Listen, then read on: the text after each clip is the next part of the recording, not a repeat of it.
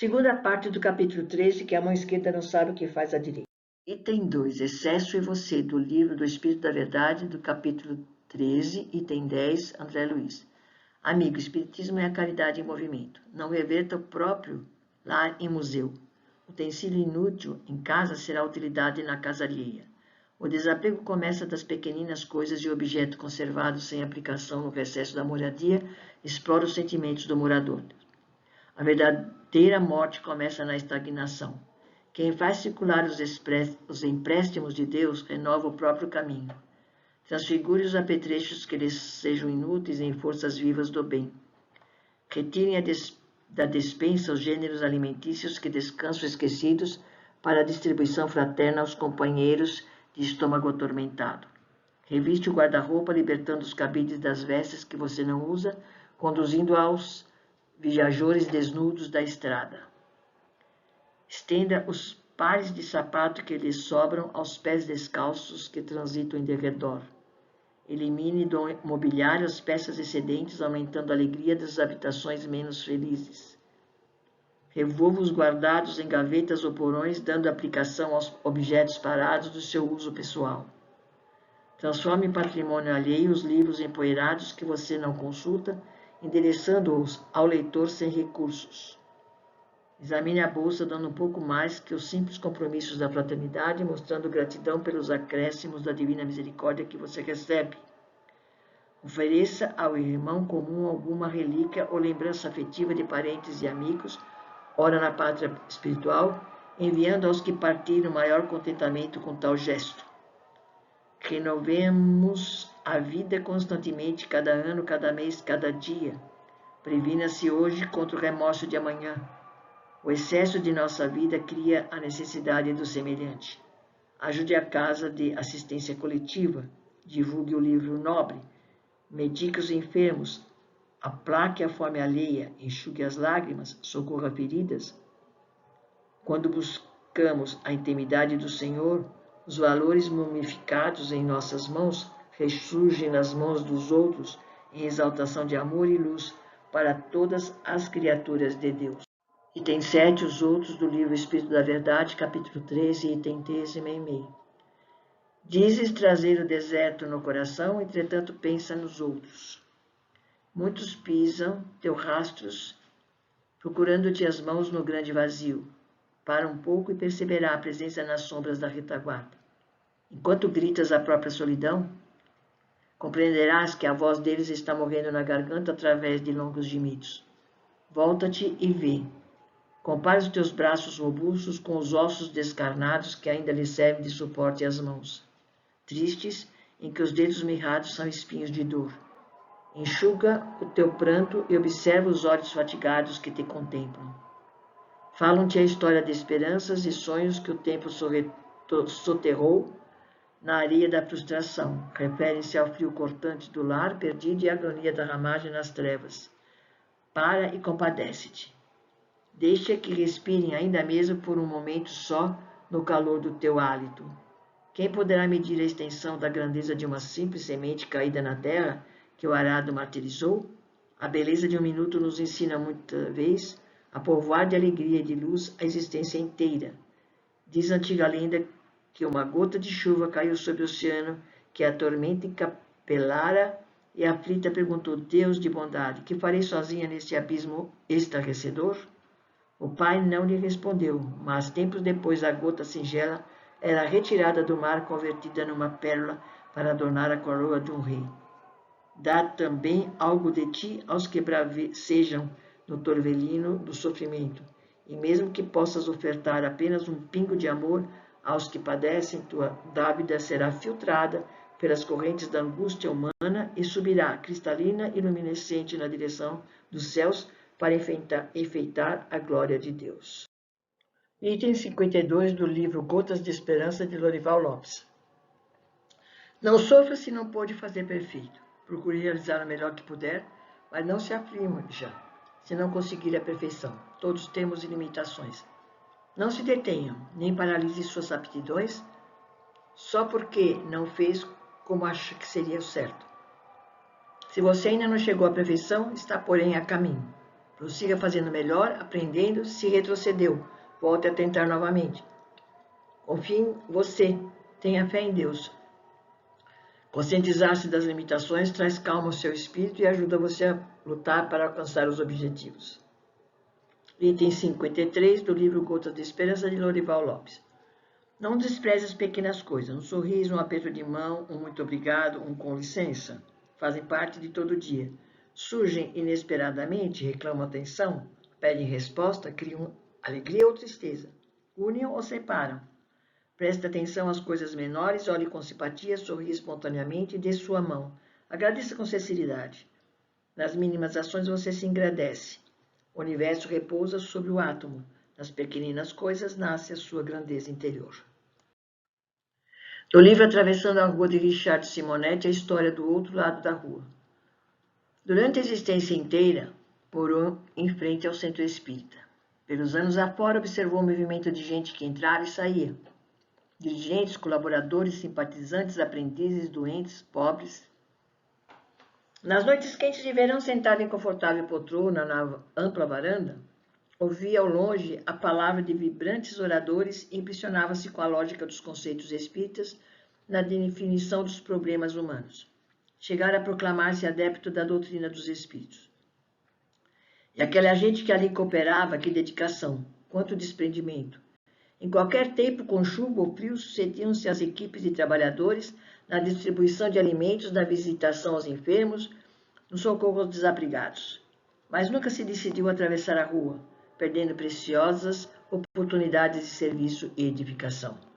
Espírita, é preciso atravessar a rua. Não nos acomodemos na poltrona da indiferença a ouvir de longe os apelos da espiritualidade. No centro espírita está o nosso ensejo de maior participação como aprendizes e colaboradores. Fortalecê-lo com a nossa presença, engrandecê-lo com o nosso trabalho, sublimá-lo com a nossa dedicação. Eis as metas intransferíveis se aspirarmos a um futuro de bênçãos.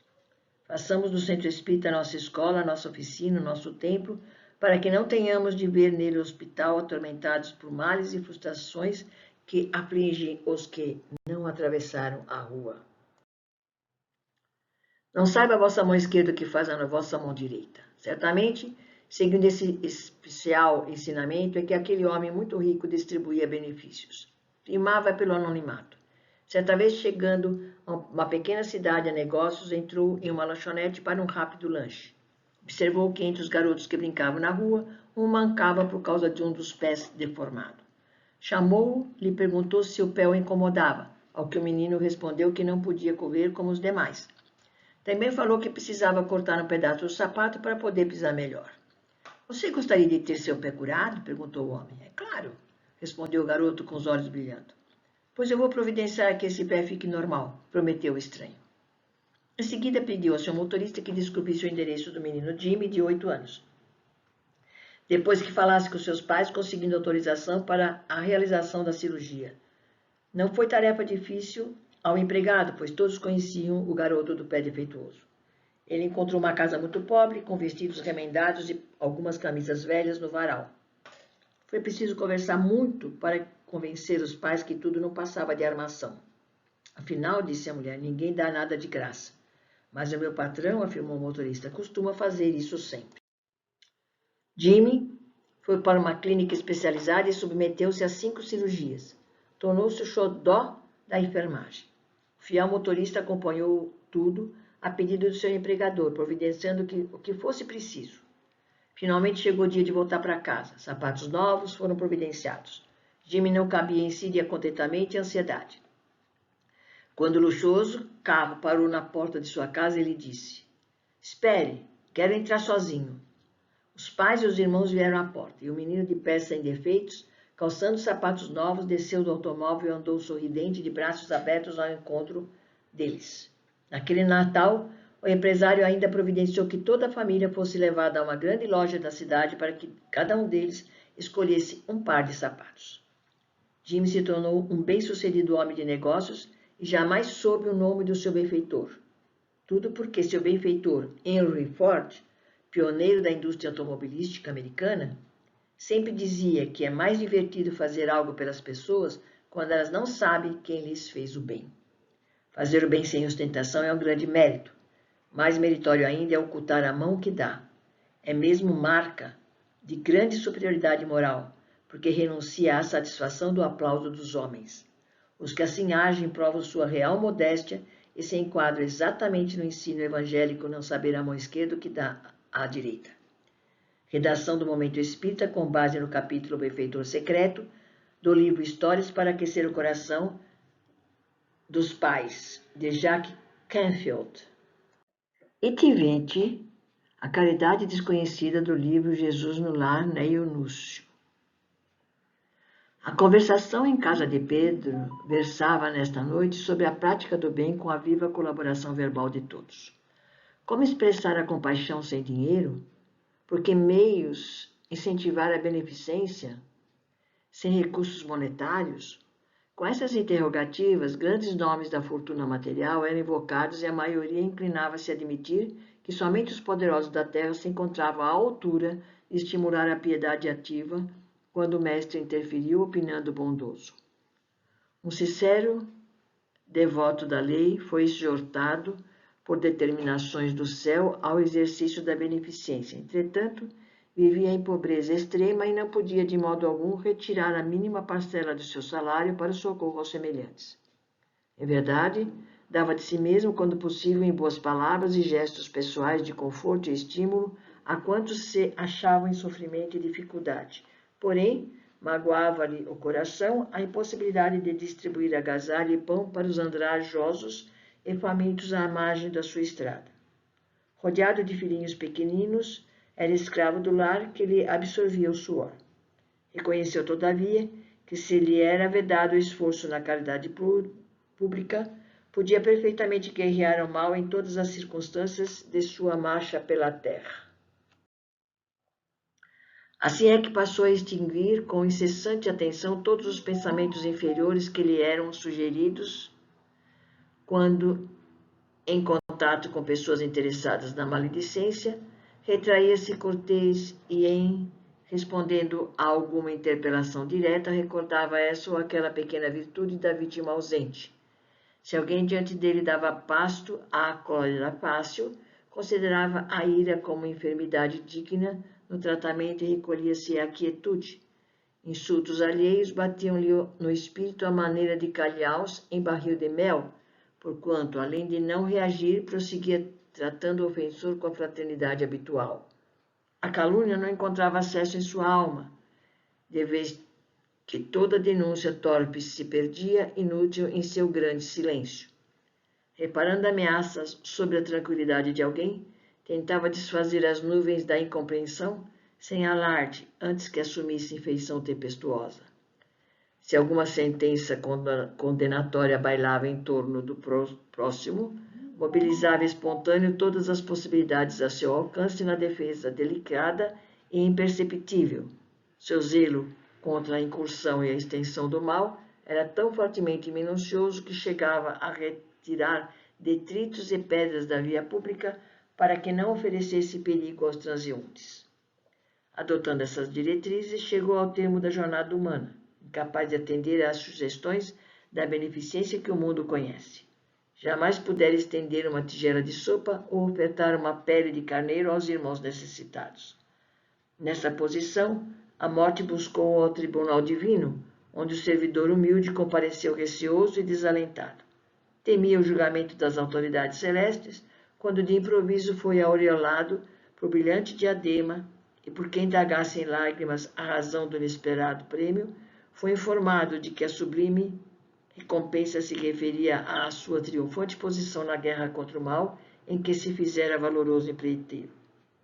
Fixou o mestre nos aprendizes o olhar percussiente e calmo e concluiu em tom amigo: distribuamos o pão e a cobertura, acendamos a luz para a ignorância e intensifiquemos a fraternidade aniquilando a discórdia. Mas não nos esqueçamos do combate metódico e sereno contra o mal, em esforço diário, convictos de que, nessa batalha santificante, conquistaremos a divina coroa da caridade desconhecida.